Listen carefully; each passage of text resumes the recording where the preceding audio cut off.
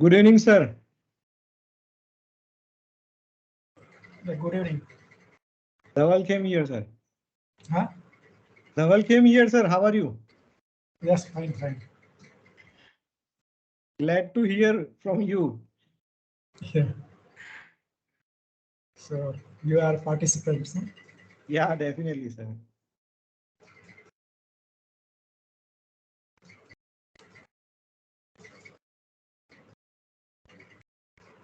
Sir, we wait for 2 minutes for the remaining participants and then we Yeah. start. Okay.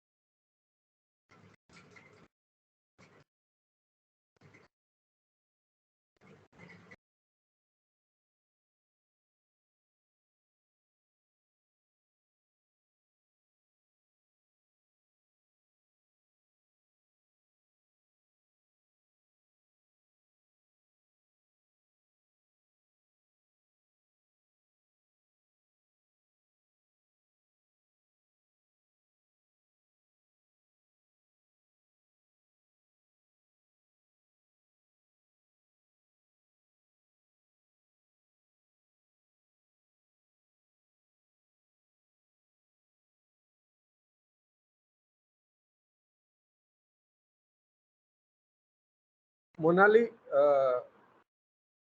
Yes, sir. yes, please start the session and your voice is too slow. Yes, sir.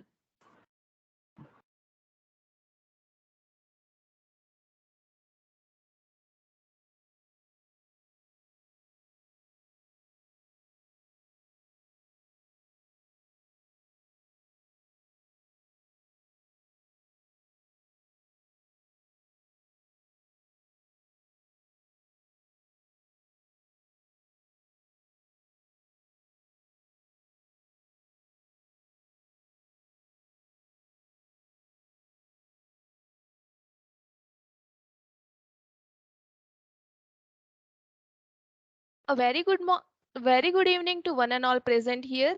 It gives me immense pleasure to extend a warm welcome on behalf of IT Department of LD College of Engineering. I, Monali Patel, cordially welcome everyone to the fifth day of Faculty Development Program jointly organized by ATAL Academy on Futuristic Technologies in the field of IT. Let me introduce you all our today's expert, Dr. CB Bhatt, sir. Dr. C.B. Bhatt sir is the principal of Government MCA College, Maninagar, Ahmedabad. He received his PhD from IISc Bangalore. His area of interest are applications of AI and machine learning in process control, agriculture, education and healthcare, cyber physical system, and food analysis. He has 29 years of teaching experience. He has published more than 30 research papers in national and international journals and conferences. He is awarded International Award Distinguished Instrumentation Profession by International Society for Automation in year 2016 and Excellence in Education in year 2017 by International Society of Automation.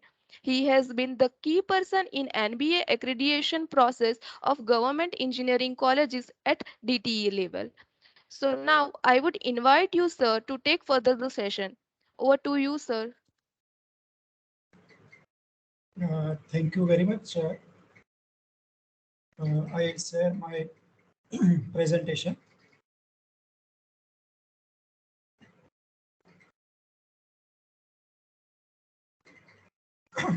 Hope it is visible. Yes, sir, it is visible to us. So today's topic that is related to research methodology. I will focus on research design, particularly in engineering. So this presentation outline, it will be something like this. First of all, we'll discuss what is research. Uh, what do we mean by scientific research? And then is there any difference between, can we specifically categorically say that there is a difference between scientific research and engineering research?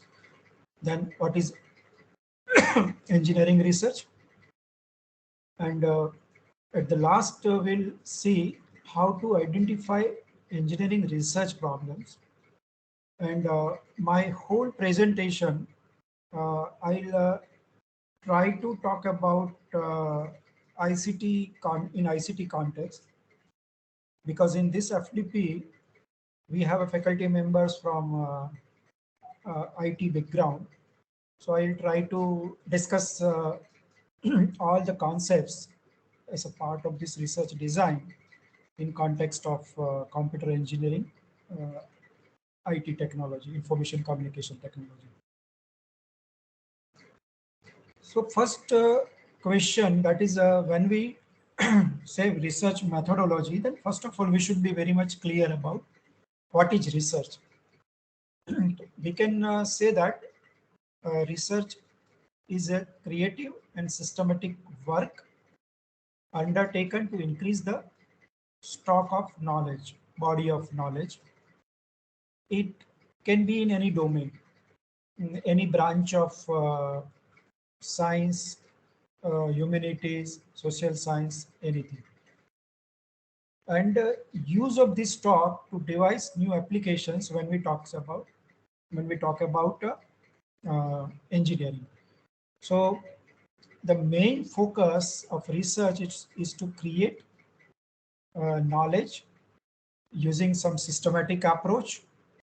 And when we talk about engineering research, then we have some utilitarian actually focus of gaining that knowledge, having some useful applications in real life. So then questions comes, if it is a creation of knowledge, then what do we mean by knowledge? What is knowledge? Then modern cognitive theories, modern psychology, they categorize knowledge in basically four main categories. One is what we call the factual knowledge. Another, that is a conceptual knowledge, procedural knowledge, and metacognitive knowledge. So factual knowledge means it is a facts that we have to accept it. Like if we take a very simple example, say Gandhinagar is a capital city of Gujarat, then it is a fact and that we have to accept it. But there are many facts which forms certain concepts or laws, and that requires some understanding.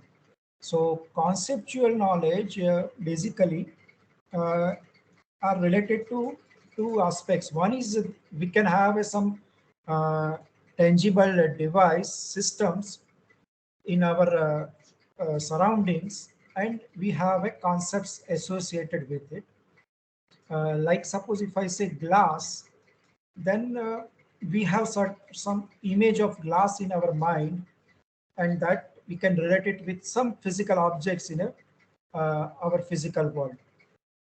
There are certain concepts which are abstract in nature, like when we say number system or Boolean algebra, then whole mathematics, whole computing science, algorithms and all are abstract in nature. When we say number system, then number 1, 2, 3, it can be associated with, say, one pen, one bottle, one glass. So there is no, we can say, any image associated with the number 1. It is a abstract concepts which may represent different things in a physical world. So conceptual knowledge are of two types. One is, that is what we call the physical concepts, another is abstract concepts. Procedural knowledge, that is the process through which we perform certain tasks. So knowledge of performing any task to do something, that is a procedural knowledge.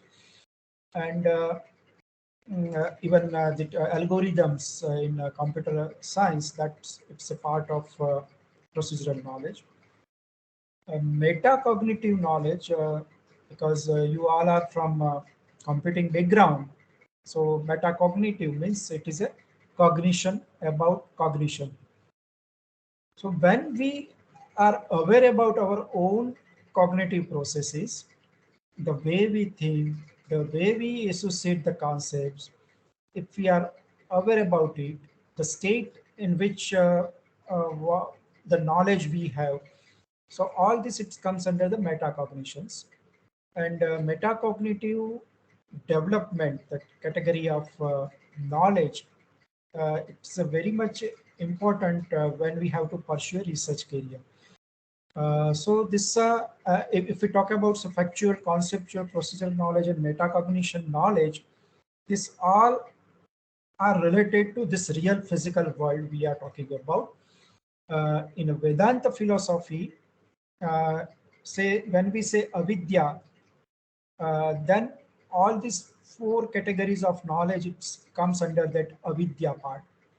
Because in a Vedanta philosophy, vidya or knowledge, it has a different meaning, where when we talk about that paravidya, which goes beyond this physical world, this sense goes beyond our senses, our cognition, that, and the what the state we have, that knowledge we gain, that is actually the vidya, and we call it, say, sa vidya ya vimukta. So it's we can say that it is a metaphysical types of domain where we can talk about the vidya.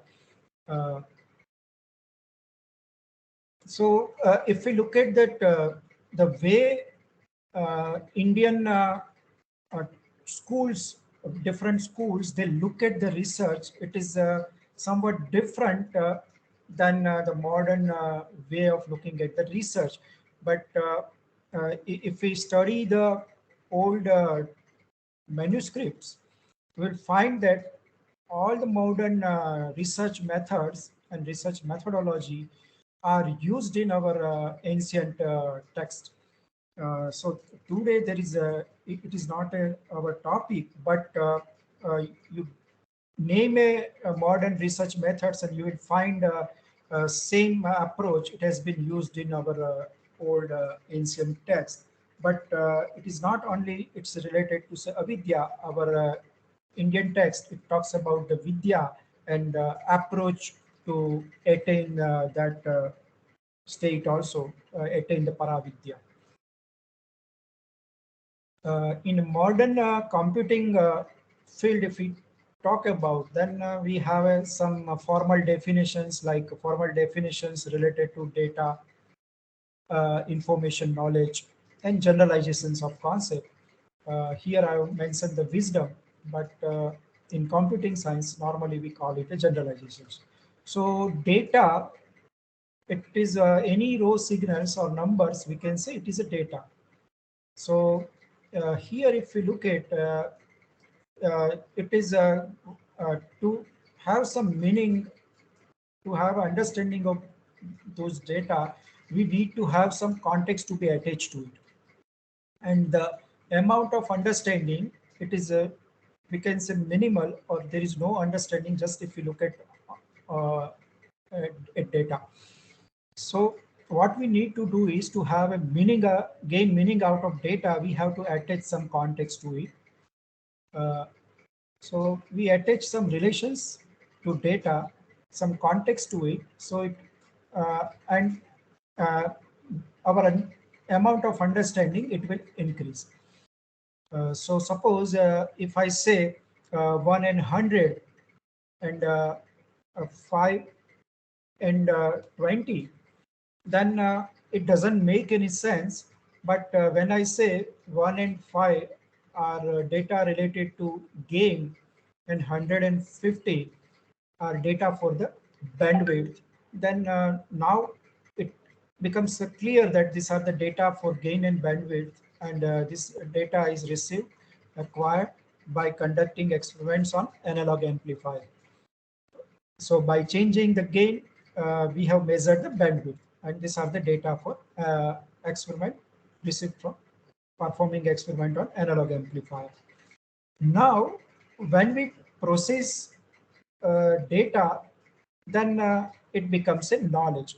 So to gain knowledge, data information processing, it is very important. So what we do, we look at the patterns, we look at the relationship between the uh, uh, uh, informations, and try to infer out of that informations, processing that patterns and informations. So here the purpose is attached, the reasons, principle, the rational, the so and what we gain is we know about the system under study.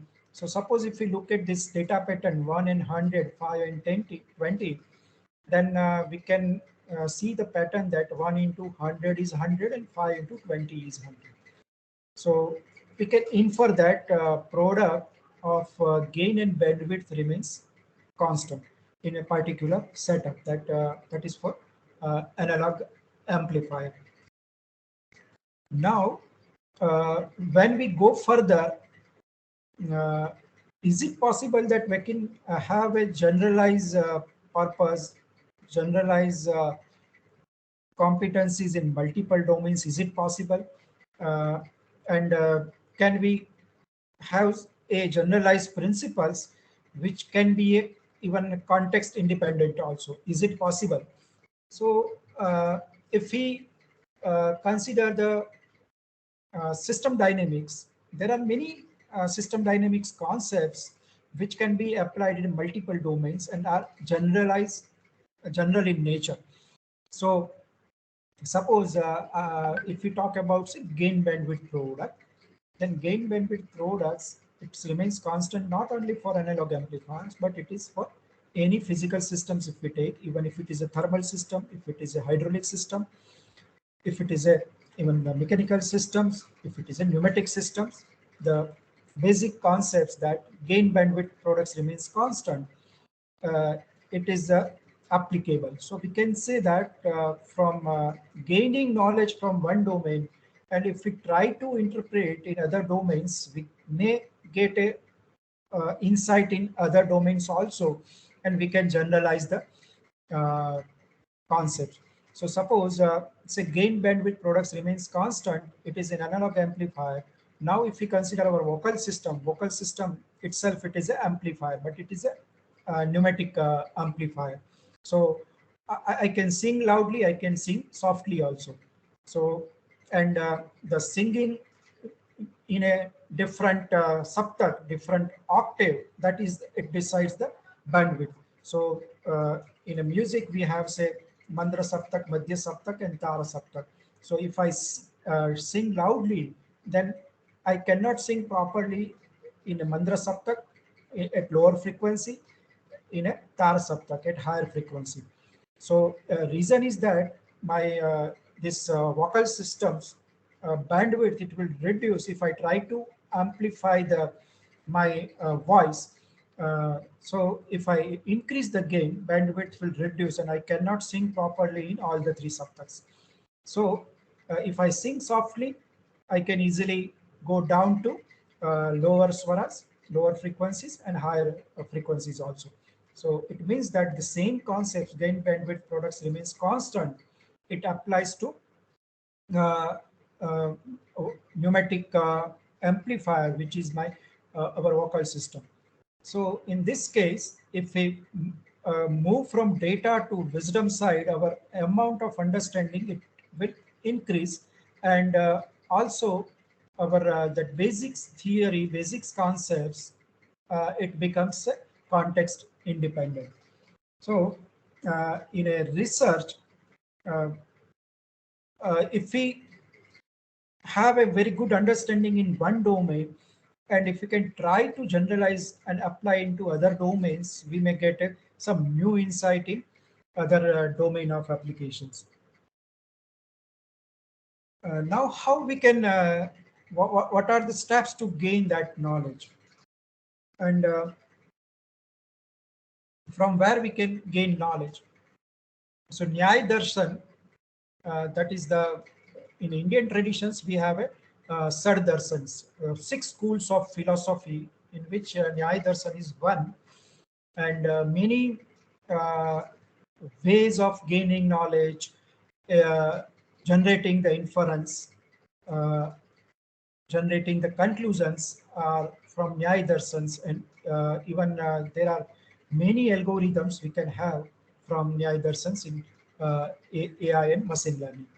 So Nyaya Darshan says that there are 4 valid means, and these are accepted in modern uh, psychology also, accepted in even our judiciary systems also. Uh, so one is a perceptions and observations. That is the we call it a pratyaksha pramana. Pratyaksha. So what we perceive, what we observe, is a means of gaining the knowledge. Another is inference. So that is in Sanskrit it is known as a anumana. So infer from the gathered observations, from our perceptions, from data patterns. Then comparisons, analogy. So what we did earlier, that comparing analog amplifier and pneumatic amplifiers, basically that was the process of analogy. Through analogy, we have gained knowledge in pneumatic amplifiers. So that is Upamanam. And word of testimony of reliable resources, that is known as Sabda Pramana. So in our research methods, we use the terms literature search, literature reviews. So that is the basically the process by referring the literature, that is the Sabda Pramana testimonies. We try to gain the knowledge and then try to identify the problems and try to solve, generate some new knowledge. So these are the 4 valid means of gaining the knowledge. Now, when we talk about how we should design our research work, how we should approach our research problems, then we have to have understanding of these 3 aspects. One is methodology and methods. So how we go about discovering and creating knowledge. So what methods we should use, what methodology we should use. Then epistemology, that is the theory of knowing, how we know, and what is knowledge. So what is the perceived relationship with knowledge? Are we part of knowledge? So when we say we are a part of knowledge, then it becomes many times the subjective also, because when uh, any human being, he is a part of that overall knowledge generations process, then his own bias, his own perceptions, his own state of knowledge, it comes into pictures. So then what is the way of knowing, what is the approach you have used, what philosophical stand you have taken, so that everything it comes into picture. uh, Third is ontology.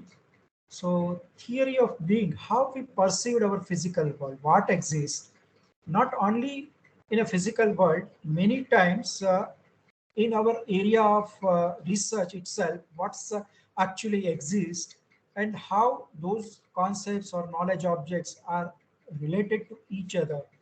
That is also very important to know. and what is the real nature of reality.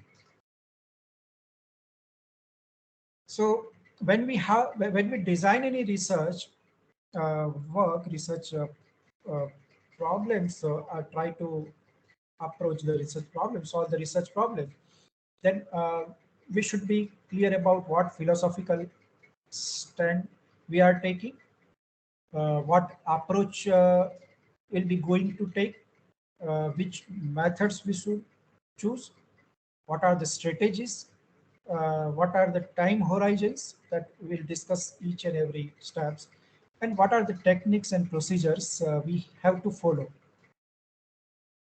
So when we say philosophy, what philosophical stand we are going to take, then philosophy includes four aspects. One is the logic, another is epistemology, third is value theory, and fourth is metaphysics.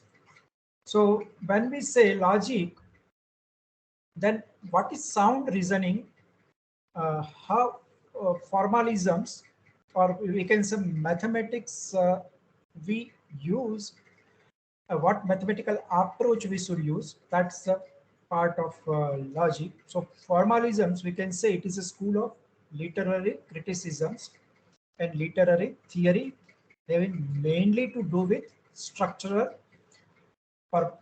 purposes of a particular text. So how we formulate problems in terms of mathematics, how we model the our problems, that is a part of logic.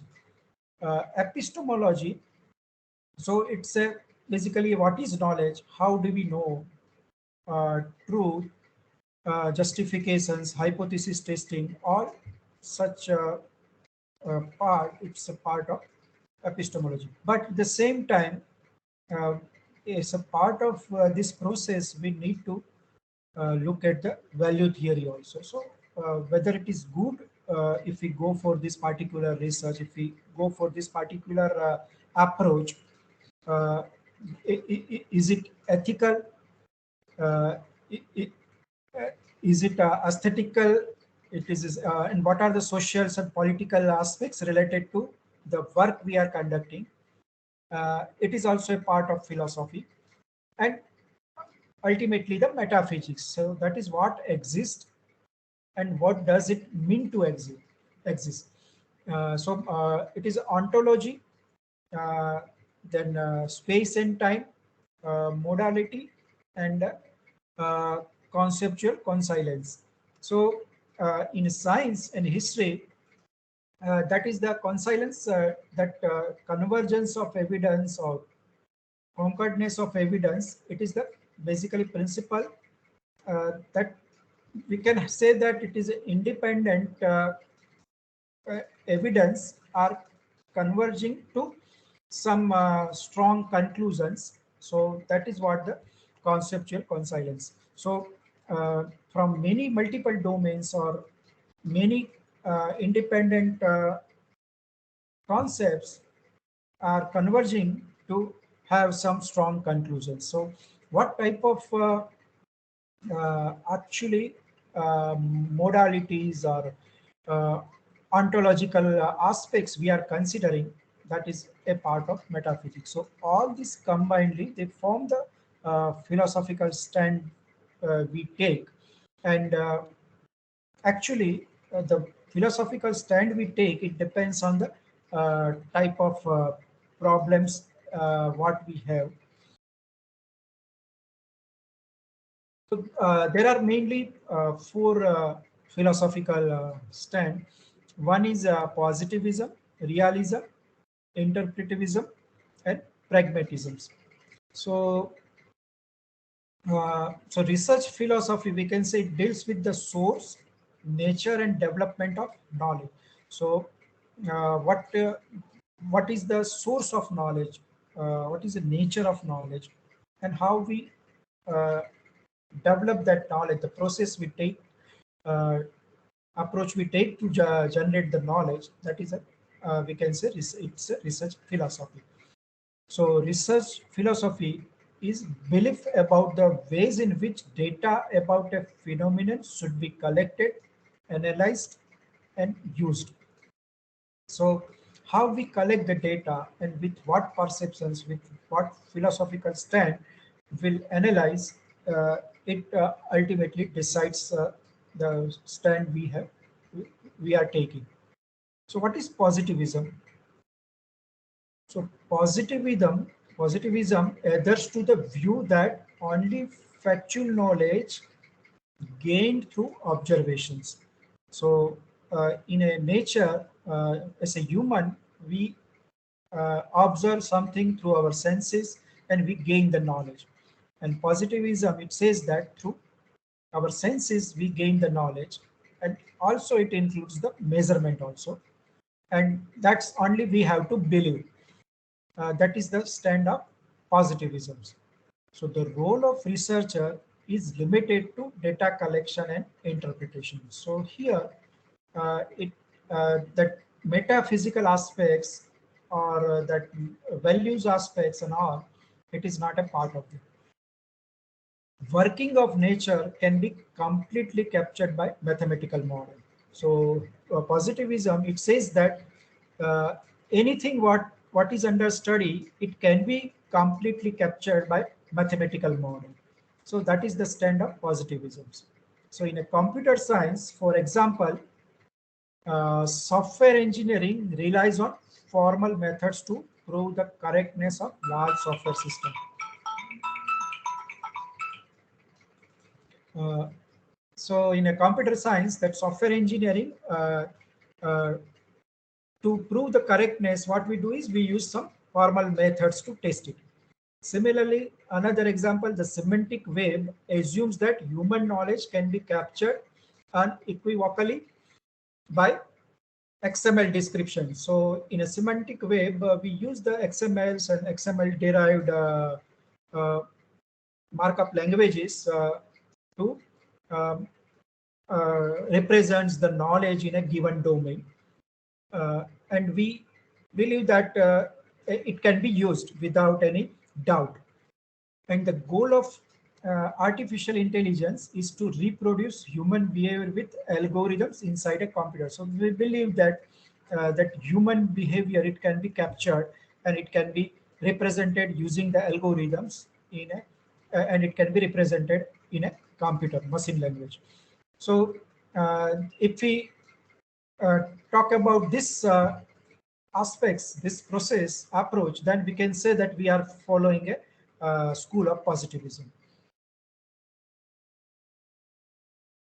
So realism research philosophy relies on the idea of independent of reality from the human mind.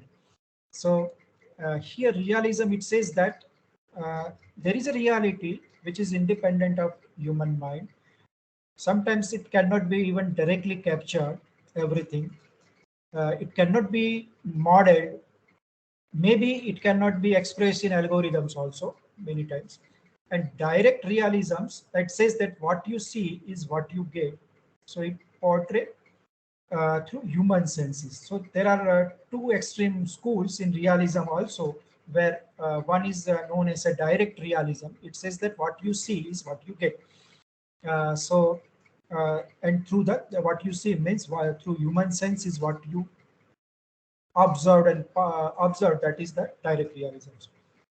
While critical realism, it says that there is a limitations of senses and there is something which is beyond senses which cannot be measured, and where we need to consider that there is some reality beyond our human mind, beyond our observations, beyond our perceptions. So positivisms, we can say that it is a theoretical stance underpinning rigor and objectivity in science and scientific methods, while a realism, it is an ontological perspective examining the truth of mind-independent reality. So there is a reality which is independent of my mind, and uh, that with ontological perspectives, we are looking at that reality. So that is the realisms. Interpretivisms, assumes that access to reality is only through language. So, and consciousness and sad meanings and instruments. So whatever we perceive, whatever we sense, whatever we observe, ultimately it is expressed through some language. Consciousness plays a very important role in understanding and interpreting, and there is always a sad meaning. So between different individuals, we should have some common terminology, common understandings to interpret the observations, interpret the realities, interpret the uh, conclusions what we have derived. So interpretivism, it says that whatever we talk about, whatever the concepts we discuss, it is always through language. Consciousness plays important role, and we should have shared meanings among us. And of course, the instruments plays very important role in collecting the data and as a tools to interpret the data. So that is the interpretivisms. Now, what is the actually the focus of positivisms and interpretivisms? These two. Then in positivisms, it says that the real nature of reality here it is objective. It is tangible and single focus, single objects targeted. While interpretivisms, they have a social constructed or multiple meaning from person to persons, that if there is a no sad meanings or there is a gray ideas, then we may have a different interpretations also. We may not have a sad common meaning. And the language is also, it is plays a very important role. So here interpretivisms, in this case, we may have a multiple realities, multiple uh, maybe interpretations. In case of positivism's goal of research, it is explanations and it is strong predictions. So if we say we are following a positivisms, then our research conclusions, it will be having a strong predictions. But if it is a interpretivisms, then this approach it is taken to understand something, and here our predictions it will be weak predictions. So suppose if we say in computer science, let us say if we are designing some algorithms to increase the efficacy, then we may take a positivism stand. We'll have some well-defined objectives. It may be a tangible sense singles, and we can have a strong predictions that yes, this particular algorithms require this much memory space, this much execution times, and all this, and based on that we can define the efficacies and compare with other algorithms.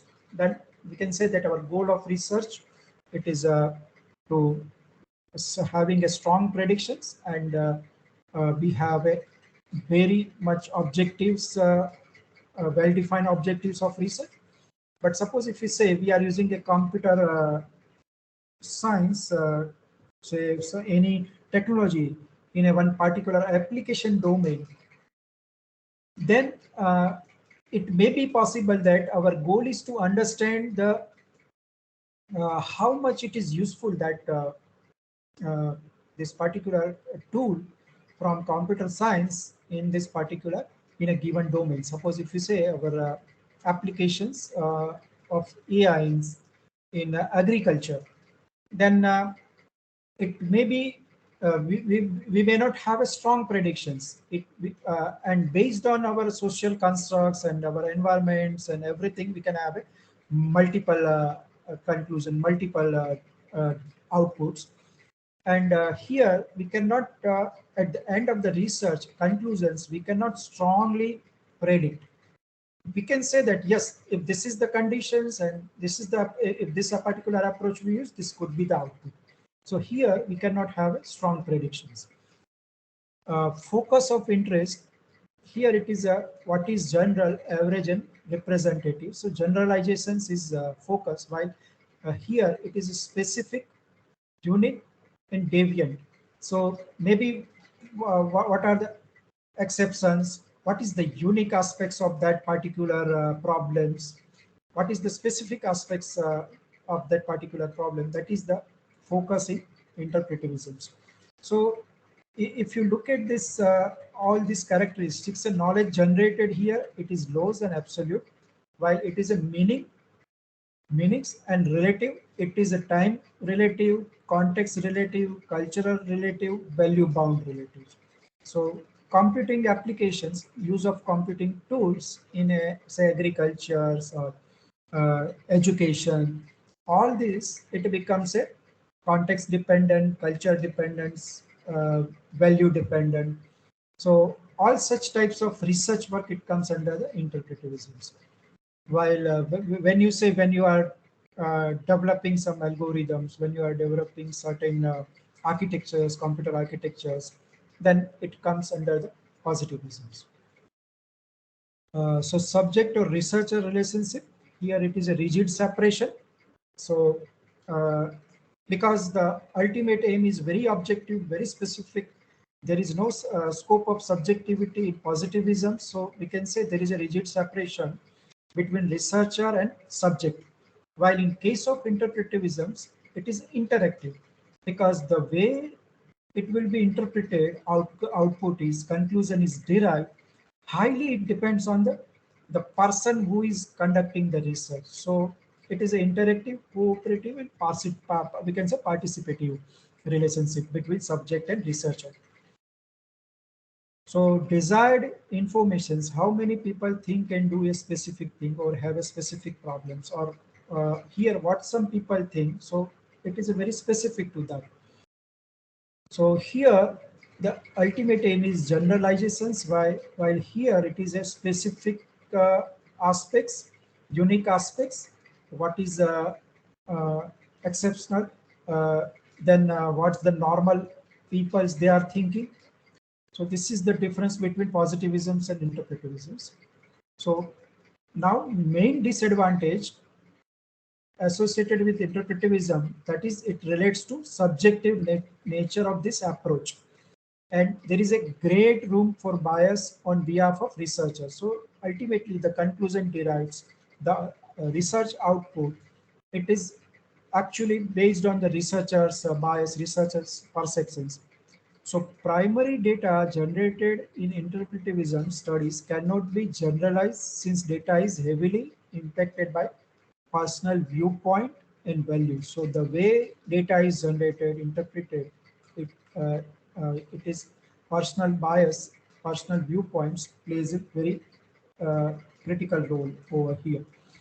But in a computer engineering, we can say categorize our research problems in mainly two categories. One is pure, we can say, computer engineering, computer science related problems, where we are developing some algorithms, creating some architectures, creating some frameworks, or working at hardware levels. So it is a what we can say it is a positivism approach. But there are many research problems where we use this computer engineering tools in a various applications. So that is where the interpretivisms stands we need to take. And if we are working on such problems where we are using, say, AI as a tool, so we are not developing any new algorithms in artificial intelligence or machine learning. We are using the well-defined, well-derived, well-proven algorithms to solve certain problems in an application domain. So here we are using AI ML as a tool. We are not conducting a fundamental research, contributing any algorithms in AI and ML. We are using the available algorithms to solve a problem in an application domain. Then it will be a interpretivisms. So when your research problem, it comes under that interpretivisms like approach, then your end conclusions, it will be a weak predictions. And here, the way you write your conclusions, your final comments, it should not, you should not say that, yes, this is the only way, this is the output you will get, because when you take this interpretivism approach, then there is always a scope of bias, scope of viewpoint, and same and always there is a context, cultures, and value attached to it, and you cannot say this is a only and only outcome you can have if you follow this approach, these setups, because always it is a context dependent. Pragmatism's research philosophy accepts concepts to be relevant only if they support action. So if it is useful, then we should use that concepts, this approach. Recognize there are many ways of interpreting the reality. So here, pragmatisms, it is that recognize that we can interpret the reality by many ways, which is not the case in positivism. So positive here, this pragmatism's approach, it says that if it is useful, I will use it. Otherwise, it is not useful to me. Now, similarly, what approach we take, particularly, there are three approaches. One is deduction, abduction, and inductive approach, induction approach. So what is deductive approach? So it goes from theories to data. So we have some theoretical developments. So based on the theory, we predict something. Say, if this is the theory, then in this particular situations, this is possible. So, and based on that, our hypothesis, we try to collect the data and try to prove our hypothesis. So it is applies to specific phenomena. So based on theory, we predict about certain phenomena. We conduct the experiments, collect the data, and try to approve or disapprove our hypothesis. While inductive approach, it goes from data to theories. So we have observed something in nature. We have observed something in our surroundings. We have collected data for that, and we try to interpret the data and generate the theory behind such phenomena. So something is happening around us. We try to understand what's the reason, what's the underground science, underground theories which is playing the role in this particular phenomena. So we have observations, we collect the data, and then try to generate the theory. So inductive approach, it is more difficult to manage because many times that phenomena, it is not under our control. Okay, so we may have to rely on the nature to have the similar occurrence of the event. So many times it is very difficult, and truly, in true sense, inductive research is very rare, because always what we try to interpret, what we try to understand about the phenomena is based on our past knowledge, our past understanding of other theories, which is related to that particular phenomena. We try to relate it. It may happen that it may not support also that our whatever previously gained knowledge, previously known theories, it may not support even. Then we have to try to interpret it in, differently. But true in inductive research, it is very rare, particularly when we say talk about pure science and fundamental laws, understanding of laws. That is, we can say, pure inductive approach. Otherwise, most of the research, we can say it is a deductive approach. Abductive approach, again, like inductive approach, it goes from data to theories, but here it is just enough data to formulate theories and make presumptions. So like it is a gray box. We collect that enough data, just required data to formulate the theories. But basically in research, it is a cyclic in nature. Mostly we use both the approach, combined approach. So we have a theories, we have existing theories. So we can say deductive process, it will be good. So based on this existing theory, what we do is we generate the hypothesis. Hypothesis in the forms of if then prediction to test the theories. And what we do is we test the hypothesis. So here we conduct the experiments. So hypothesis is tested with specific empirical observations, and that theory, it is accepted or rejected. Mostly not theory but hypothesis, that these predictions, it is accepted or rejected based on. So this theory plays role in this particular situations in hypothesis. If this premise is what we have made, it is correct or not. Or what we have is inductive process, broad empirical observations. We have experimental observations. So we observe patterns between those observations. We can have a generalizations of these observations, and based on that, what we do is we generate the tentative hypothesis. So if this is the observations, this is a possible cause, and this could be the theory. And then new theory is developed. So if new theory is developed, we can say inductive process is ended. And many times, based on this, again we generate the hypothesis to check our soundness of theory generated, and we follow the deductive approach. So basically this research, it is cyclic in nature. Mostly inductive and deductive approach used combined. So the types of arguments we use, so there are two parts in a basic arguments, whatever the arguments hypothesis we create. So one or more premises we have, and conclusions. So argument made to address specific problem by offering position, providing a reasons for that position. So this is a specific problem, and this is the positions we are taking, and these are the reasons for that position. So if facts are true, so in arguments what we have is if and then.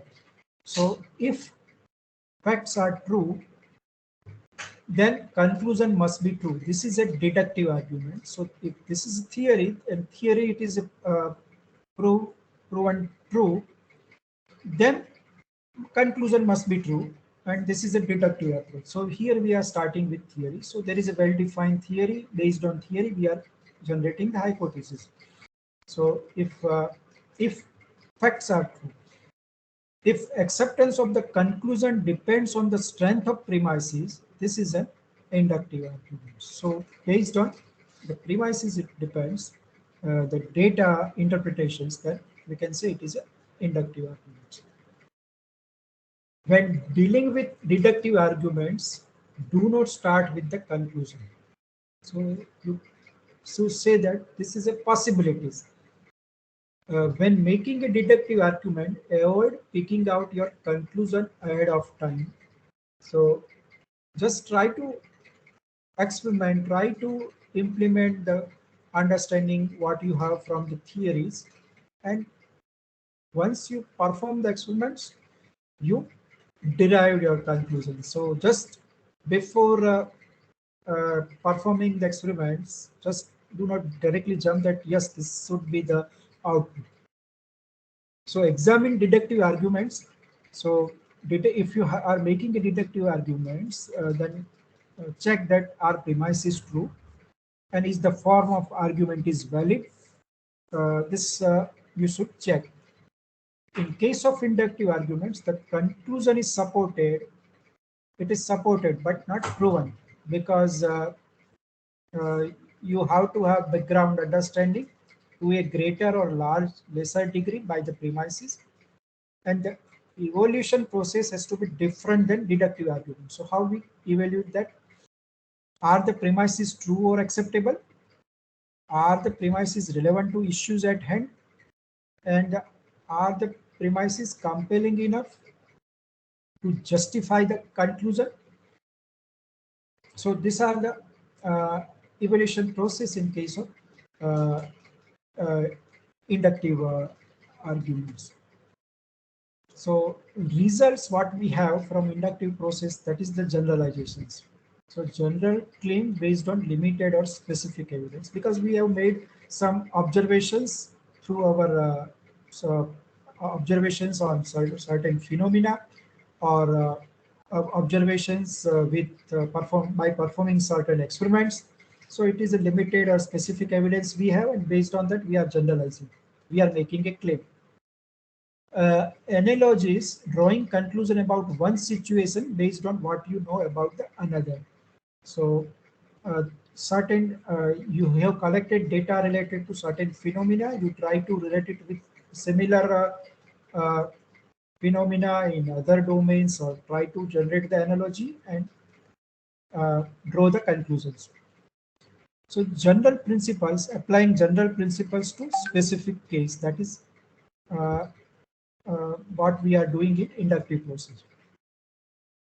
And causal reasoning, offer an argument that one thing lead to another happening. So we create the argument that this is the cause and effect like relationship in this particular phenomena. So in a deductive reasoning, in a Western philosophy schools, it is said that Aristotle here started this approach. So premises, it starts having a if statements. Here we have a premises, and therefore we conclude this. If conclusion is false, then either what premises we are making, it may be wrong. So we have to check the premises in that case. And conclusions are drawn from premises. And here the goal is certainty. While in case of inductive reasonings, we make repeated observations related to phenomena, perform the experiments, make the repeated observations. Our goal is to generalize repeatedly observed phenomena. And here ultimately, here we can say with certainty, here we can say with probabilities. This is a probability, probable cause. So in a scientific method of research, that is the make observations. What do I see in nature? This can be from one's own experience, thoughts, or reading. So that observations, it includes the physical sensory observations or measurement. It could be a thoughts also, thought process on certain theories, or reading. Think of interesting questions out of it. So why does that pattern occur? To formulate your hypothesis. So what are the general cause of that phenomena I am wondering about? Develop a testable predictions. So if my hypothesis is correct, then I expect that this should be A means certain conclusions, B certain conclusion. So some conclusions. So to test the predical, we have to gather the data to test the prediction. So relevant data can come from the literature, new observations, or formal experiments. Through testing requires replication to verify results, and uh, it may be possible that we have to refine, alter, expand, or reject our hypothesis, our predictions, and perform this process repeatedly, and at the end develop a general theories.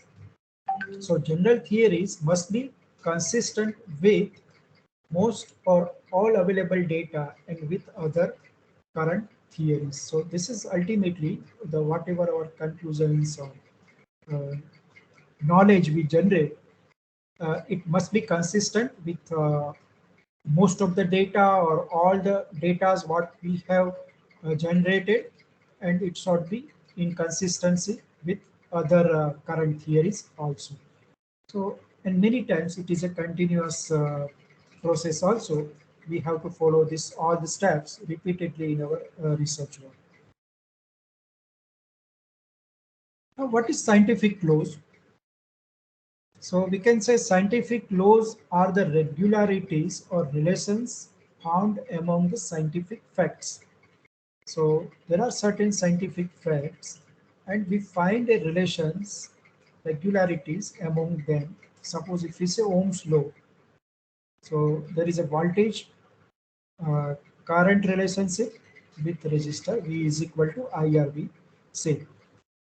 So this is a relationship between the physical quantities, voltage, current, and resistor, and it is expressed as a scientific law. So scientific law sometimes interchangeably, many times we call it a principle also, is a powerful summary of many previously unrelated facts. So when we say scientific laws is derived, then previously those facts were unrelated, but by means of this particular law, we are relating it and generating some new scientific law. So law is generalized record of nature. So it says how this is how the nature is behaving, but it is not a command that compels nature to behave in that way. So what is scientific law is, it says that this is how nature behaves, but it does not say uh, command that nature to behave that way. So what are the characteristics of scientific laws? So it describes how nature behaves. So it says how nature behaves, but it will not give you explanations.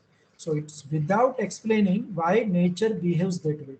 So when we say V is equal to IR, so just it is Ohm's law. But this Ohm's law, it will not say that why we have a linear relationship between voltage and current for a given metal, given conductor. So it will not explain that. Are generally empirical. So scientific laws are derived from the with experiments in a nature, derived from experiments, results from experiments, and can be expressed most simply and concisely with mathematical form. So normally scientific laws are expressed with some mathematics. Scientific laws get replaced if new fact is discovered which contradict the law.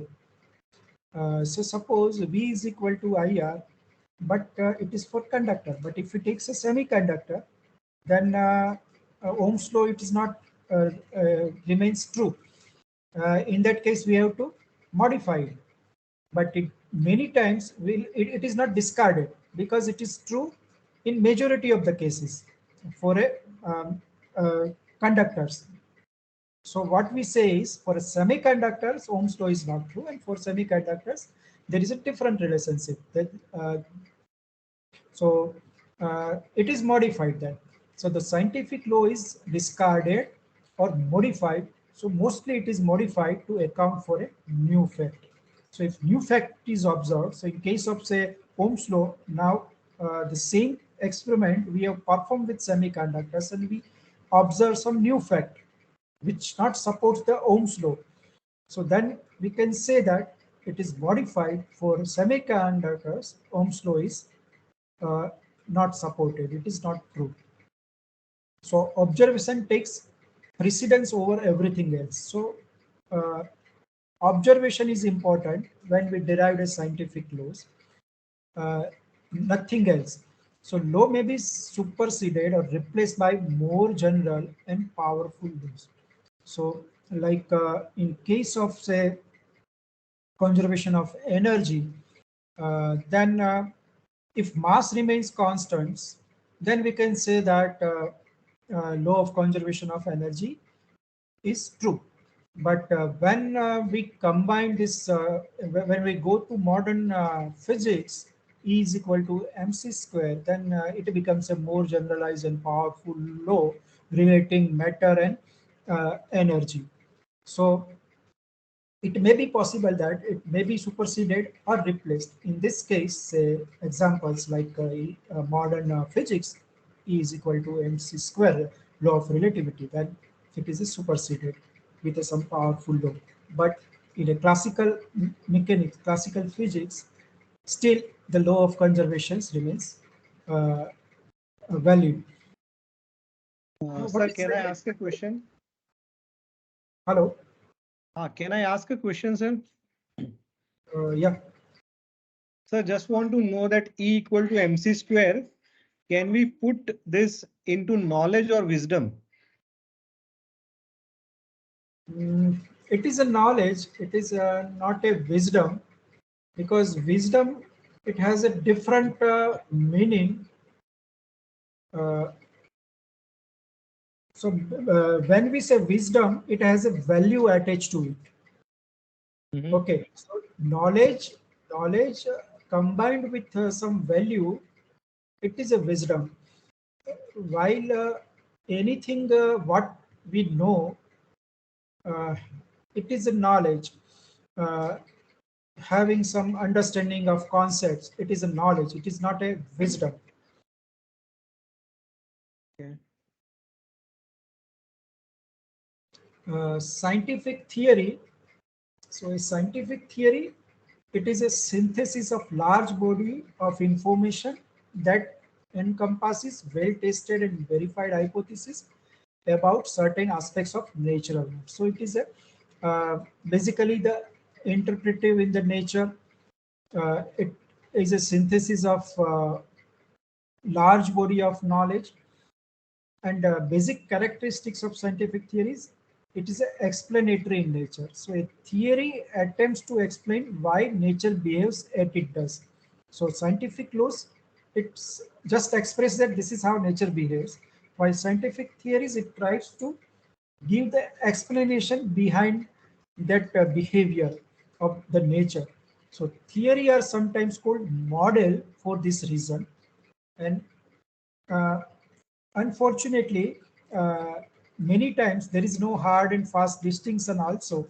Say Boyle's law or kinetic theory of gases. So Boyle's law, if you look at it, explains why the nature behaves that way, but it is known as a Boyle's law. Similarly, quantum theory is not explanatory, it is descriptive, and it does not provide model for atom, but it is known as a theory. So the characteristics, a physical theory is a well-tested. Scientific theories are generally supported by considerable body of evidence. However, many times hypothesis is confused with theory. Many powerful ideas are referred to as theory, like string theory, supersymmetry theory. These all are the hypotheses or ideas, but known as theories in a classical modern physics. So a physical theory is mathematical in nature, mostly strong, starting with some basic hypotheses or axioms, such as gases are made up of tiny independent particles. This is a one can derive any purely deductive way, Boyle's law as well as ideal case law, using the deductive approach. But we can say that science is not purely inductive after all, because it is not always a say some phenomena we observed and then we try to generate the theory. Many times even deductive approach it is used, like in case of say string theory or supersymmetry theory, there is no uh, background experiments or data, but based on the available theories, based on the current mathematical model of a scientific phenomena, we try to give the ideas, or we can say hypothesis, that is the string theory and supersymmetry theory. Now, once the approach is fixed based on the our study, then we have to have a method of choice, whether we are going to have a qualitative study or quantitative study or both mixed. So qualitative normally deals with qualitative aspects, but most of the time what we do is we try to convert the qualitative parameters, aspects in some measurable forms, and we make it quantitative in that sense. But many say application domain research, like when we talk about say efficacy or related to some social problems or our applications of computer in social issues, then it may deal with qualitative aspects, but we try to convert it into some measurable. So it is something like a criterion based assessment, criterion based evaluations. So it involves qualitative as well as quantitative. But many engineering research, mostly it is a quantitative in nature.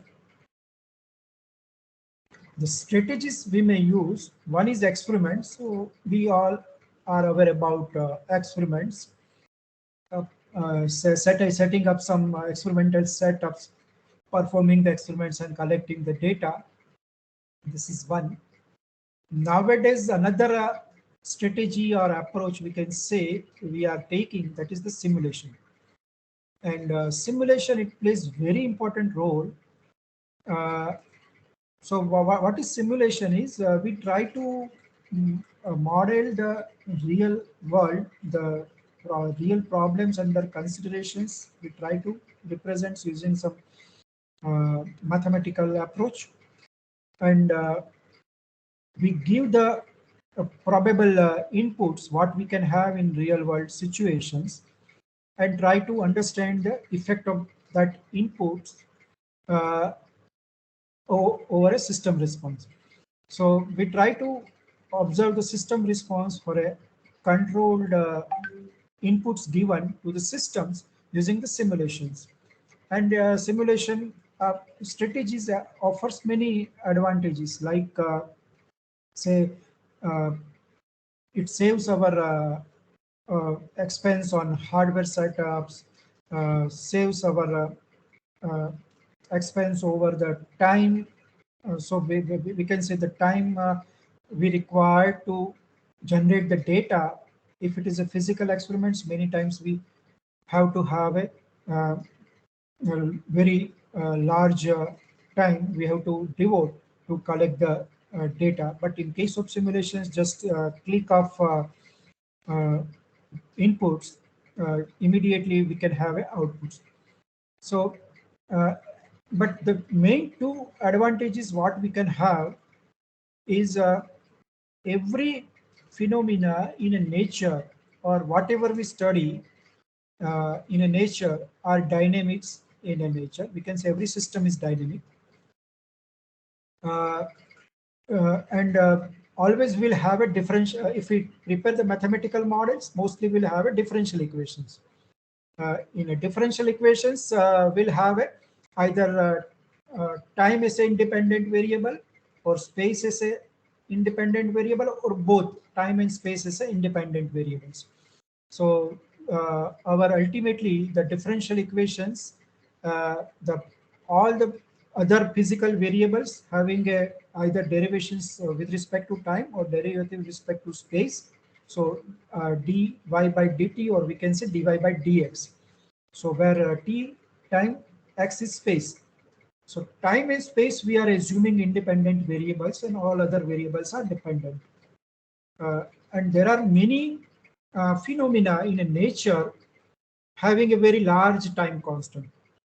Suppose if we consider say any biological phenomena, say growth of plant, growth of child, or any ecological systems, if we take say impact of plastics uses on our ecosystem, on our water body pollutions or soil pollutions, then we can say that uh, it has a very large time constant.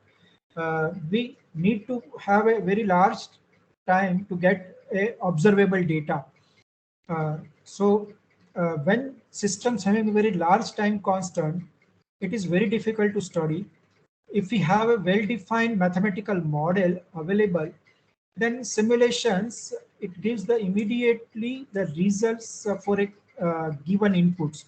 So to study the impact of a given disturbance, given inputs on a systems, and systems having very large time constant, but if it is a well studied, well having a well derived mathematical model, then study it is very easy. It so what it means is we are compressing the time. We are compressing the time to get the observable outputs using simulations. Similarly, uh, there are systems which have a very small time constant. It is very even difficult to have a observations between the input given and the final outputs. In between, there is a very high speed change. Uh, we can say step like change. So we may miss the intermediate readings. So in that case, even if we have a well-defined mathematical model, then getting the observations in between the two saturations limits, it is very easy. Similarly, there are many systems which are geographical distributed over a space, and getting the results, getting the data from different geographical locations, and generating getting the insights in a real time, it is many times it is very difficult. So if we have a well-defined mathematical model of such systems, then using the simulations, it can be easily studied. So what we can say is we can compress the space also. So the main advantage of using simulations in engineering research is there are many systems where either we have a very large time constant or a very wide distributed area. So if well-defined uh, mathematical model is there, we can compress the time and space. Third, that is the archival research. So archival research is research that involves searching for and extracting information and evidence from original archives. So many times we feel that archival research or case study or ethnography and how it is related to computer engineering. So say involves the, so archive or historical, that is the known current documents, records and other sources related to activities and claims of individuals, entities, or both. Uh, so here it is, we cannot say it is a directly the area of research of pure computer science, but computing science, the technology from computer engineering, it can be used in such problems, like say optical character recognitions. We have a many manuscripts in our archives. How we can recognize those texts, and not only just simple, suppose if we say Devanagari scripts or Sarda scripts or Pali such scripts, but even uh, say from Harappa and Mohenjo-daro, we are getting a many scripts. It is not in a Devanagari or Pali or Sarda or something like that. It is a symbols, but it is a script. So can we use AI and ML as a tool to study those texts, to interpret those texts, to gain knowledge out of that? So that is one very interesting research problem, uh, which where we can use the archival research, uh, and it's a really a very challenging problems, because we have so much of such graphical symbols used as a script uh, in Harappa and Mohenjo-daro and Lothal archival, and if we can interpret, then we can really gain the knowledge of those periods. So naturally, in that case, this AIMLs and all, it will be a very useful tool in that research. And historian only, they cannot conduct the research in that area. Case study. So case study research, it is a here, uh, uh, basically it is related to a particular domain of applications where, so as a computer engineers, we can use our tools available, tools from computer engineering to solve the problems in that particular application domain. So suppose here I am taking two examples from agriculture and healthcare. So one is say we have developed applications called Sense. So Sense, here the case study, it was started like this. In a Lunawada district in North Gujarat, if you go, we'll have a very green agriculture field, but there is no river, there is no canal, and still the fields are very green. The reason is that the farmers, they are using the underground water, and if and they are getting a subsidy over the electricity. So if we look at the economics aspects, then if we calculate the cost of productions, which includes the seeds, fertilizers, water supply, electricity, everything, the cost of productions, and what they earn out of selling the that crop, then that total, if you look at, then it is a business. Farmers, they may feel that they are earning something, but as a whole, if we consider at the state level, then it is as a state we are making a loss. The reason is that the electricity is subsidized, so it is not considered as a part of the profit calculation, but we need to consider the cost of electricity. So in that case, what we have started is how we can optimize the supply of water for crops they are taking. Uh, so we have started our projects like that. That was our case study. And ultimately, we have ended up with expert systems for irrigation scheduling for a given crop. And ultimately, that expert systems, now it can be used in almost more than 130 countries with a different environmental conditions and different crops. Just we have to model the change the model based on the crops requirement. Similarly, MediTrace, it is expert systems developed for emergency medicine. So here the patients, here our only the case was emergency aspects, and our only the target was a rural area where it is very difficult to find emergency treatment. So is it possible that can we extend the expertise from our urban area to rural doctors? So we have developed expert systems where even general medicinal practitioner at the rural area, rural site, he can interact with the experts system and get what the course of actions to be taken. So basically, such types of study research, it comes under the case study. Ethnography is defined as the art and science of describing a human group. So for a human group, what's its attributes, its characteristics, this is all, it comes under the ethnography.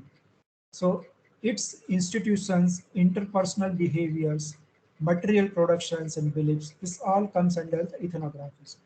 And here again, computer science is a tool, and particularly in genome studies, it is heavily used, this computer science as a tool in ethnographic studies. Action research, it is a philosophy and methodology of research generally applied in social science.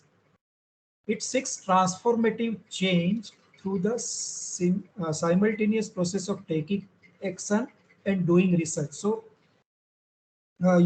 you are taking actions and at the same time performing the research. So that is known as action research, which are linked together by critical reflections. And what you are doing is, if you are taking the actions, taking the data, you are reflecting on the what is being done, and even if it is required, you are even modifying your actions also. So here, understanding the efficacy of computer application in an application domain, it is an area of research you can define. Say we can say that understanding of say AR in a educations, then it is action research. You are giving educations using the AR tools and try to understand the efficacy of that. So it is action research. So grounded theory is a systematic methodology that has been largely applied to qualitative research conducted by social scientists.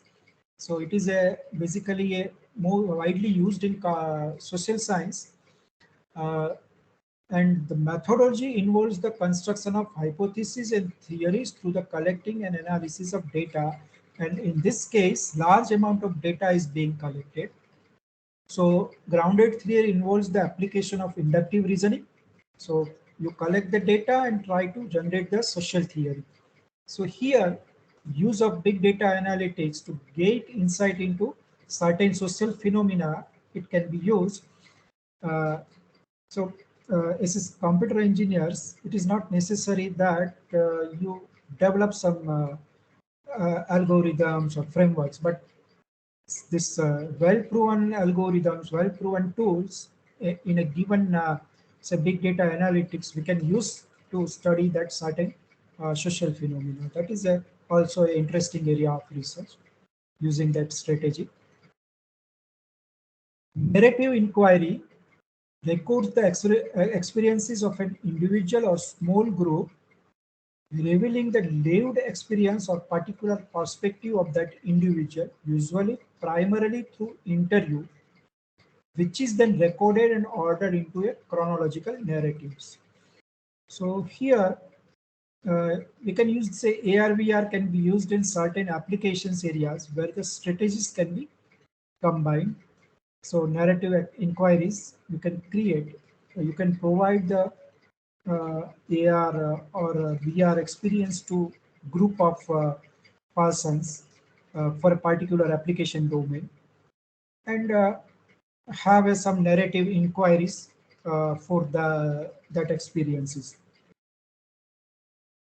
But this all are, say, starts from archival to narrative inquiries. All these strategies uh, are not, we can say, purely uh, in a computer engineering domain if you are performing a research. But if it is an interdisciplinary in nature, and if you are using the tools from computer engineering to conduct the research, then any this strategies, it can be used based on our problem.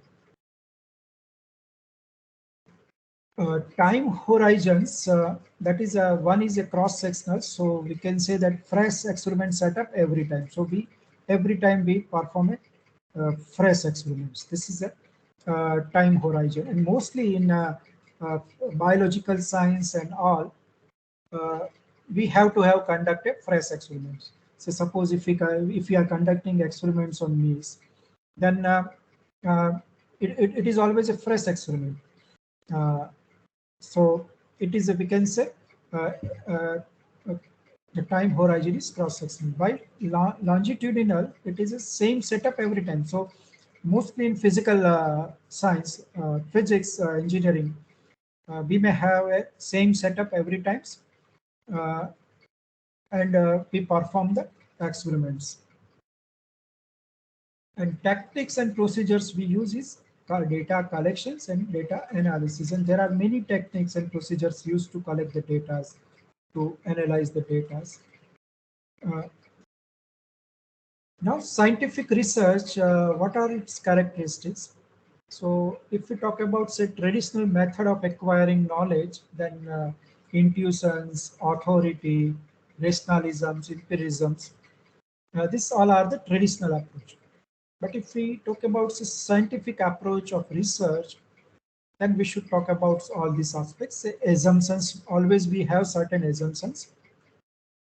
So in a scientific research, we assume that there is a uniformity. So science searches for regularities in nature. If there were no uniformity or regularity, science would only amount to a historical descriptions of unrelated facts. Then it is not considered as a considered in even developing the theories. It is a, just something happen which is unrelated with the facts. Science assumes that a related assumption is that there is reality in nature. For example, as you go through your daily lives, you see, hear, feel, smell, and taste things that are real, and this experience are real. So whatever is observable, observed, it is only the real. And science believe that there is a discoverability. So scientists believe not only that there is a regularity and reality in nature, but also there is a discoverability. That is, it is possible to discover the regularities and reality. This does not mean that the task of discovering the regularities will be simple, because it is very difficult to even discover the regularities and uh, realities. Reason is that if we are looking at certain phenomena which is occurring at certain time intervals, or that time interval is very large, then it is not very easy to observe it. So nature many times it is reluctant to reveal its secrets also. Similarly, the characteristics of scientific research is it should be a control. So control refers to holding constant or eliminating the influence of extraneous variables, so that we can make an unambiguous claim about the cause and effect. So always my experiment, it should be within the controlled environment. I have to control all influences of all the extraneous variables. Operationalisms. Principal operationalisms, that is all Bridgman, he has says, proposed and argued that science must be specific and precise, and that each concept must be defined by the steps or operation used to measure them. So that uh, any so the operations, the process you use, it must be specified when you perform any scientific activity, and it should be replicable. So scientific knowledge is greatly advanced by replication. So even say 100 years back, someone has performed the experiments. Today also we try to understand the same concept by performing the applications, and through the replications of a past experiment and finding something new. If there is an exceptions or some new phenomena is observed, then again it is advanced, that science is advanced. So replication refers to reproduction of the result obtained from one study in additional studies. So mostly when we perform any research work, what we do is we conduct the literature search, what others have done, what others have implemented. We try to implement the same and try to see that what he has observed, similar thing we can observe or not. That is the applications. So the theory uh, helps to explain how and why phenomena operates as it does. So there are, you can say, logic of discovery, the inductive or discovery part of the scientific process. So that is what we call the logic of discovery, because we have discovered some certain phenomena, data, and from there we derive the theory. Or logic of justification. So we have a theory. So it is a deductive approach. This is already we have discussed.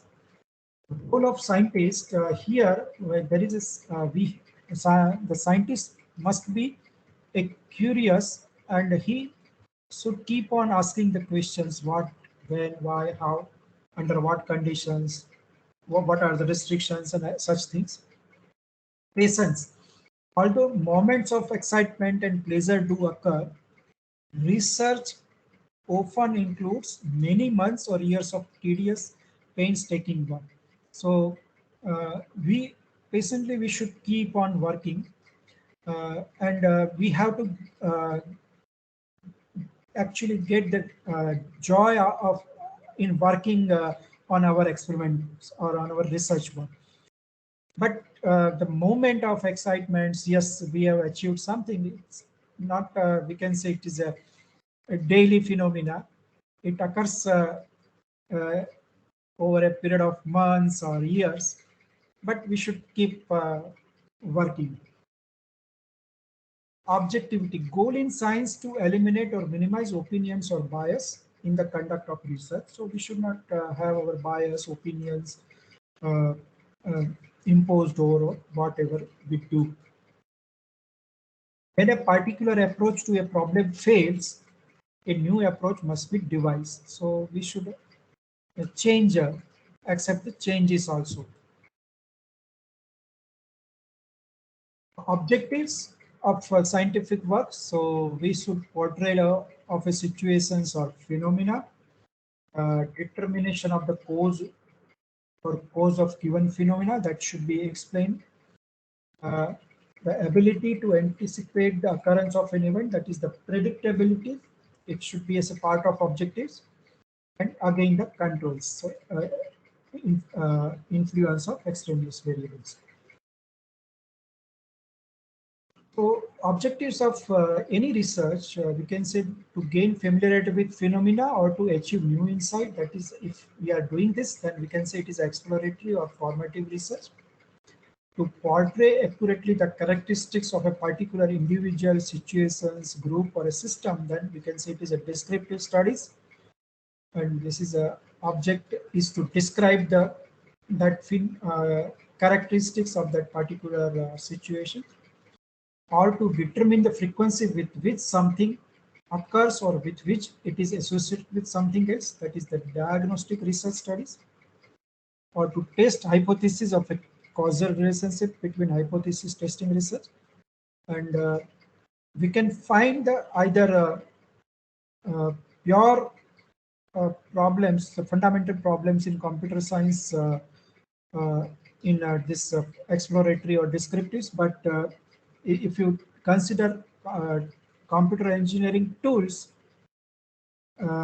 as a tools in a study the phenomena in other domains, then we can say all the it can be any problems with any objectives, maybe exploratory, formative, descriptive, or diagnostics. Now, as an engineer or as a researcher, uh, what type of problems we should think of, where to focus. So there is an interesting report by Vannevar Booth. He was a director of the Office of Scientific Research and Development during the Second World War period.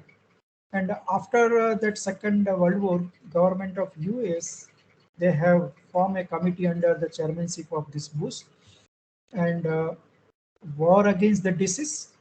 So how we can tackle the disease, and then national security and public welfare. These are the three focus area of study, and how scientific approach, science can be used.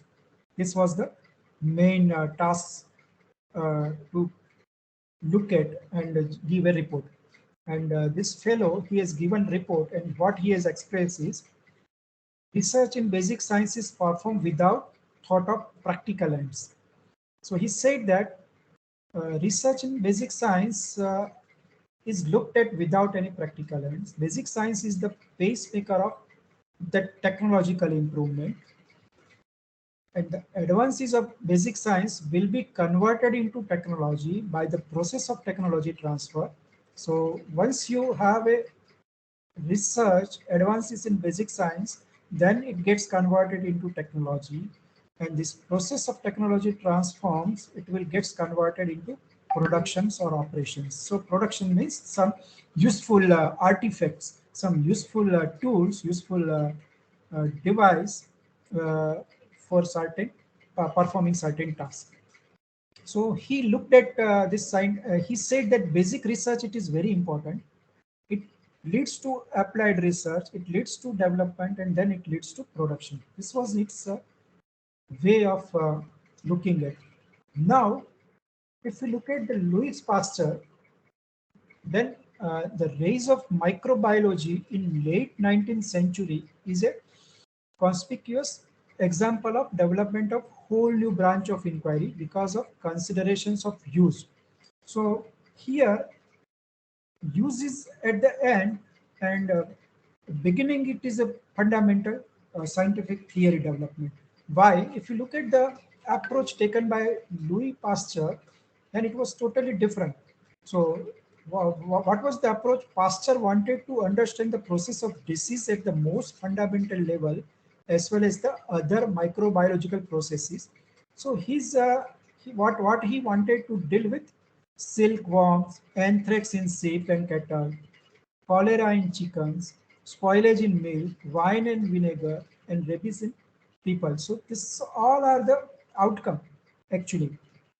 He want to solve all these real life problems, and for that he has conducted the research and contributed into fundamental science.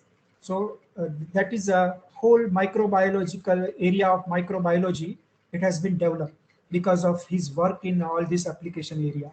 So what Louis Pasteur has in mind is some use in his mind, and to for that solve that real life problems, he has developed the fundamental science research. He has conducted fundamental science research. So we can say that quest for fundamental understanding. This is the my vertical axis, y-axis, and considerations for use. That is the x-axis. So if we say that if we have a something in considerations of use and something in a quest for fundamental understanding also, we are working in this first quadrant. If we say that there is a just quest for fundamental understanding, it may not have some use or there is no use at all, then we can say it is a pure basic research. If there is a considerations of use, we are not looking at the fundamental understanding, fundamental scientific research, then we can say it is application domain only, pure applied research, or pure development domain only. And this is what the domain, we can say, additions has worked.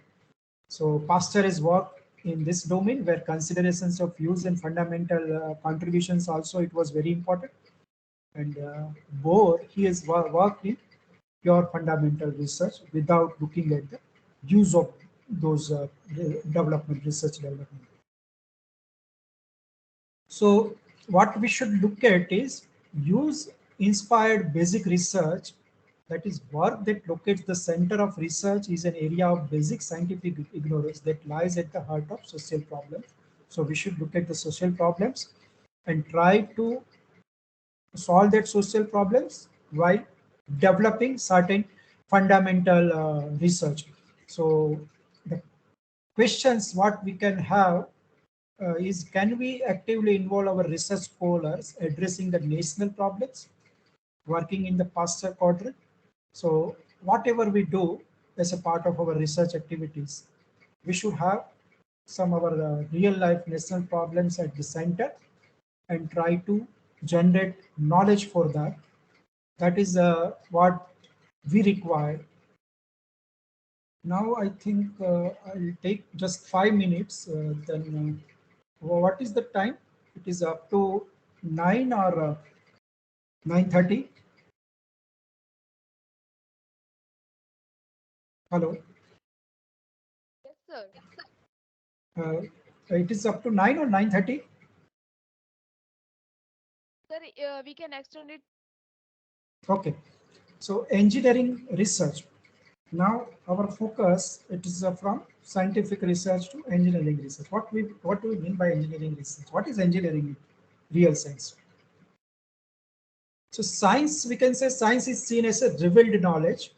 So the knowledge, it is just revealed, but we are not looking at the utility, its utilization. So technology is seen as a collection of artifacts, one constructed by trial and error, but now constructed by applying science. So if you look at the history of technology, initially the artifacts was constructed using trial and error methods. Suppose if we consider the steam engine, then a steam engine, it has been developed well before the laws of thermodynamics are developed, using the trial and error approach. The Wright brothers, they have developed the airplane well before the laws of aerodynamics are developed. They have just followed a trial and error approach. But nowadays, it is basically, we can say it is an applied science approach in technology. So engineering, it has its own significant components of thought, though different in its specifics, resembles scientific thought in being creative and constructive, but it has its own way of looking at the problems. So engineering is not simply a routine and deductive as assumed in the applied science model. So if you look at the applied science model, then there is a well-defined scientific theories are there, and based on theory, we try to solve the problem. So it is a deductive approach we follow, like in applied science. But engineering, it is not, we can say, purely applied science. It goes beyond that. Reason is that as an engineers, when we try to solve real life problems, we need to consider many things other than science, like societal constraints, like environmental constraints, like physical constraints. So many things we need to consider beyond just simply scientific theories. So engineering, though it may apply science, it is not the same as or entirely applied science. So in engineering, knowledge is not an end in itself. So the aim of engineering research, aim of engineering is not to gain simply a knowledge or the central objective of engineering profession, but it is a means to utilitarian end. So some utilizations should be there to for getting that knowledge. So there must be applications, there must be a solutions we can have by using the gain knowledge. That is the ultimate aim of engineering, and it may be a one end, one at least one utilizations, or it can serve a multiple purpose. So always the aim of engineering is to have some utility. Engineering refers to the practices of organizing the design, construction, and operation of any artifice which transforms the physical world around us to meet some recognized need. So there are some need, and to meet that need, we use some artifacts which is designed, constructed, and operated. So we can say that the main task of engineering is to find and deliver optimal solutions to real life problems. So we have to provide solutions to real life problems. What type of solutions? Optimal solution. So that optimality, it is based on all these constraints. So within the given material or components, technology available, economics aspects, societal aspects, and environmental constraints. So considering all these constraints, we have to provide an optimal solutions to real life problems by application of scientific, technological, and engineering knowledge. So this is what the real engineering is. So what do engineers do? Then engineers, they conceive the ideas.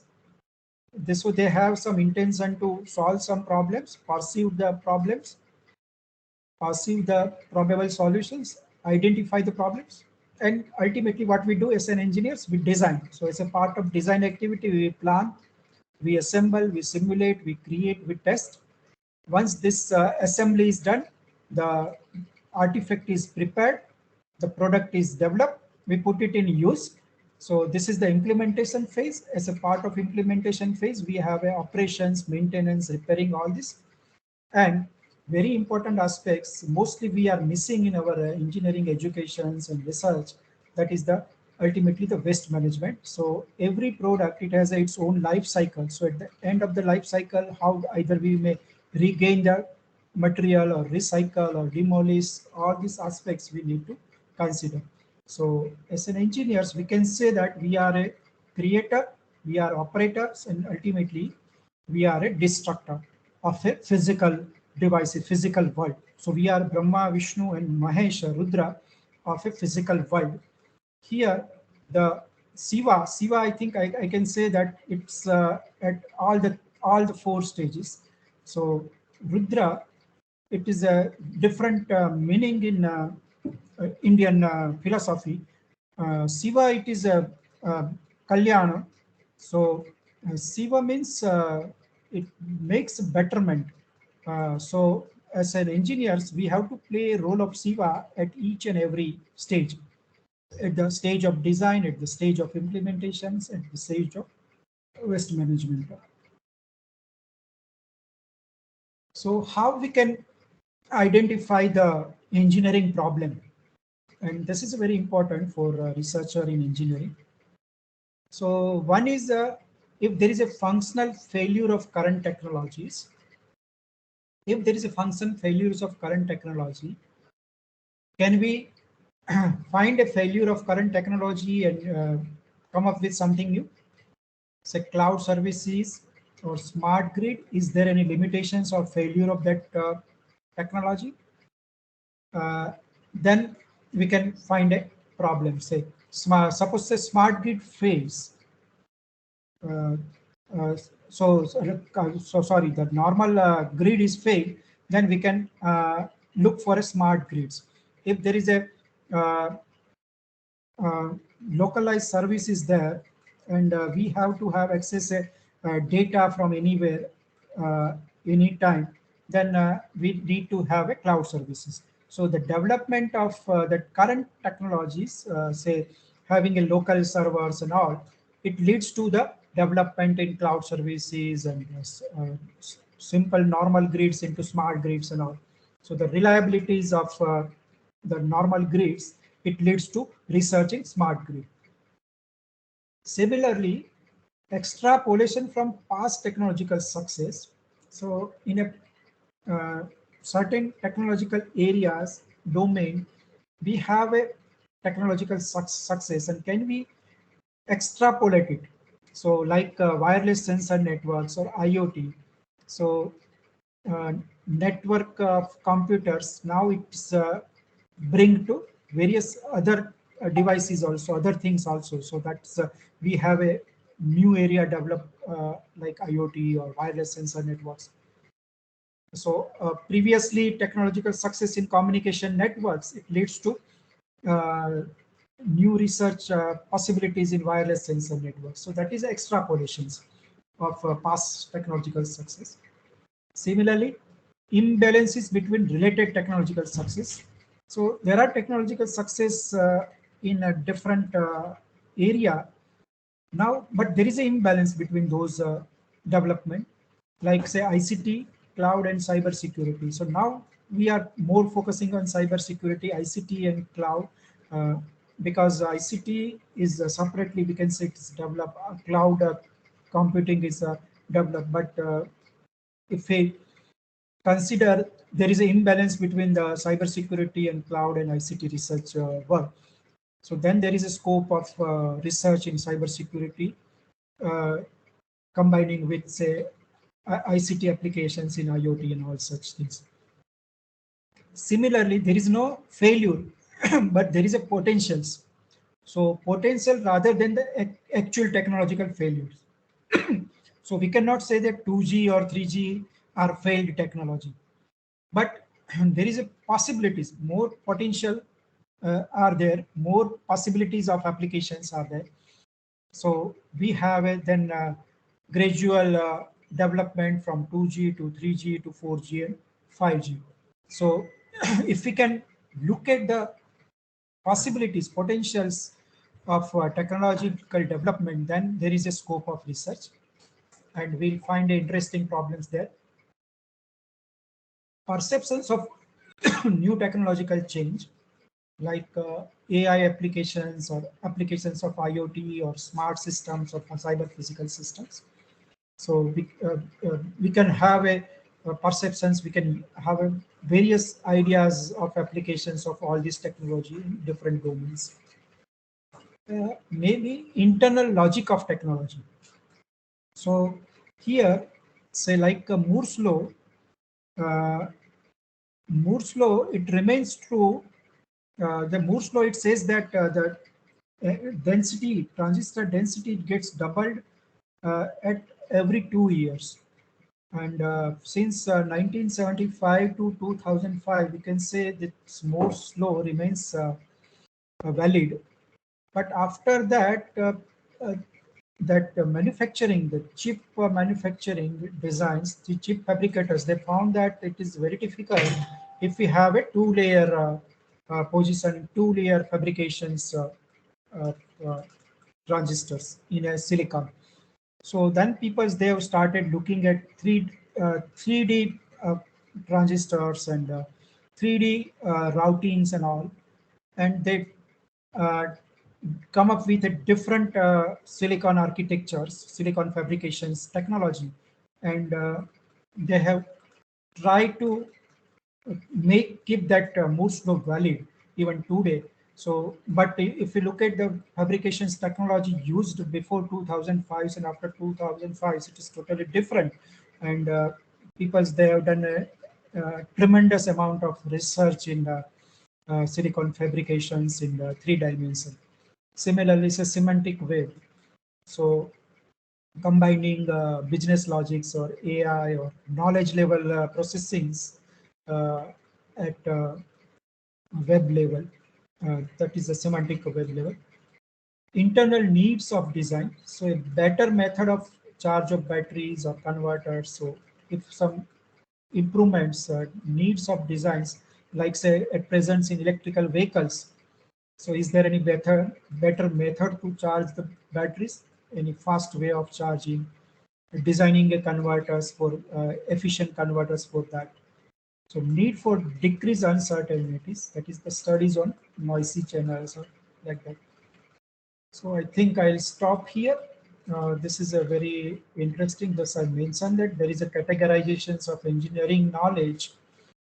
6 categories of knowledge are there, uh, categorized by W.G. Vincenti. He was a engineer, professor at MIT, and while working on deputations on Boeing aircraft project, he has defined these categories. And for computer engineers, like you have a software body of knowledge. Okay, that is the framework defined by ACM. Basically, it is based on this Vincenti categorizations of engineering knowledge. So he has written one very interesting book, what engineers know and how they know it, and where he has explained all this. And actually, ACM has taken this framework in defining the software body of knowledge. So I will not go into details of this. So this is so if you have any question, then we'll take few questions.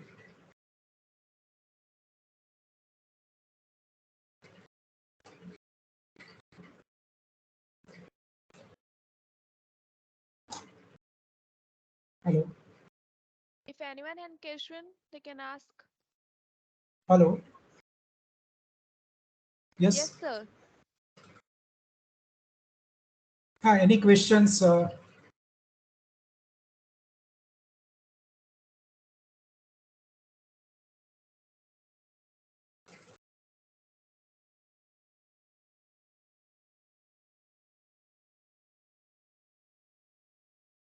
Okay, I'll end my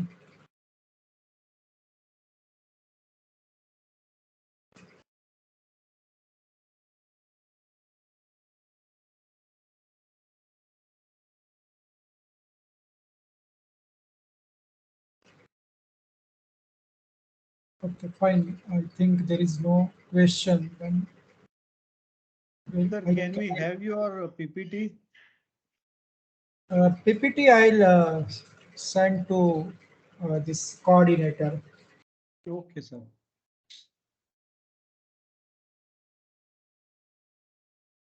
Thank you so much, sir, for this amazing session about the research methodology. So now I would request everybody to switch on your cameras so we can take the group pictures.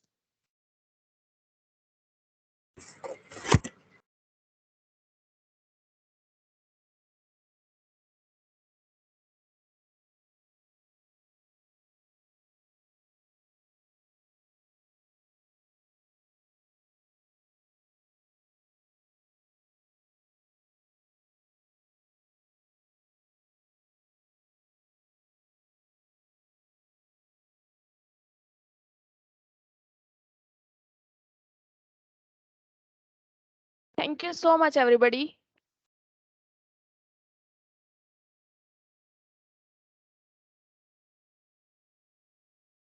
Thank you very much, sir. Thank you, sir. Yeah, bye. Thank you. Good night. Thank you, sir.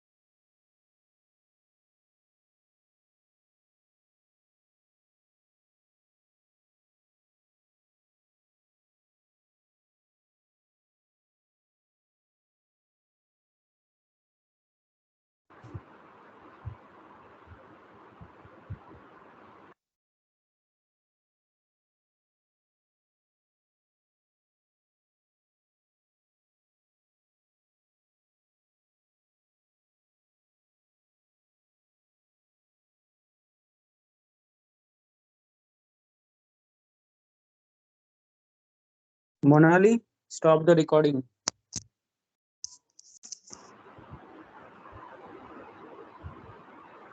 Hello, Monali. Monali.